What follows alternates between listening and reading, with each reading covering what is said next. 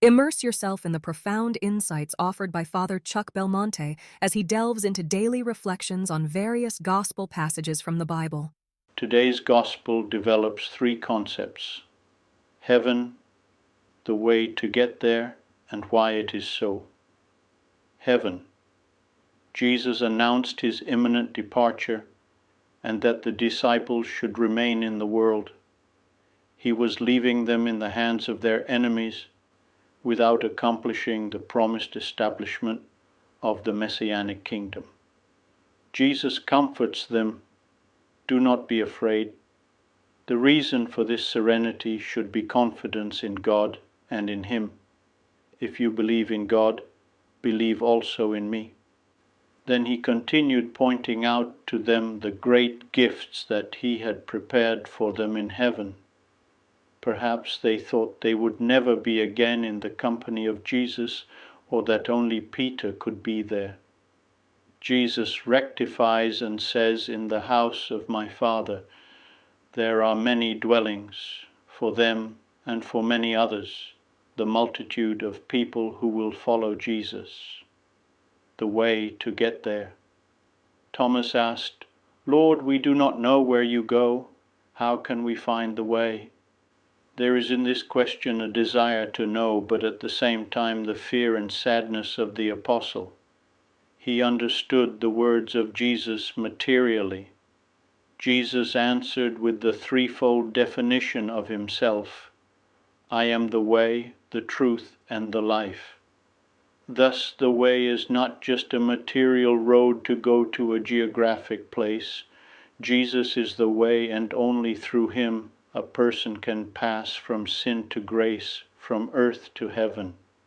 We must achieve this through his doctrine, the sacraments, and by imitating his example. Why is it so? Philip is amazed that Jesus declared that they have seen their Father. He understood the words of the Lord in the sense of a corporal vision, not understanding that Jesus spoke of a spiritual vision through faith, not in the way that some prophets received the vision of God, like Moses in Sinai or Isaiah. Now Philip is asking, "Lord, show us the Father." Jesus reprimanded him because of his slowness to understand. "For 3 years you have been dealing with me, and still you do not understand?" Jesus indicated the unity of nature with his Father and their personal distinction. If the Father and I are the same thing, how is it possible that you don't see the Father in me? Jesus clarified his thought, changing the expression he used earlier, to see with to believe. Don't you believe that I am in the Father and the Father in me? God did not create us to build a lasting city here on earth, because this world is the way to that other, a dwelling place free from care.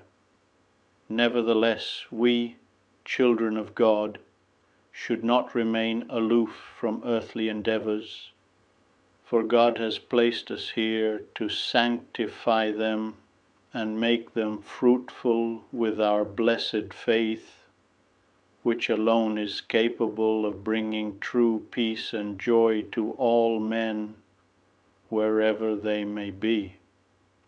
We must serve God on earth with our eyes on heaven. I would be delighted to extend an invitation to you once again tomorrow for another insightful reflection on the Gospel by Father Belmonte.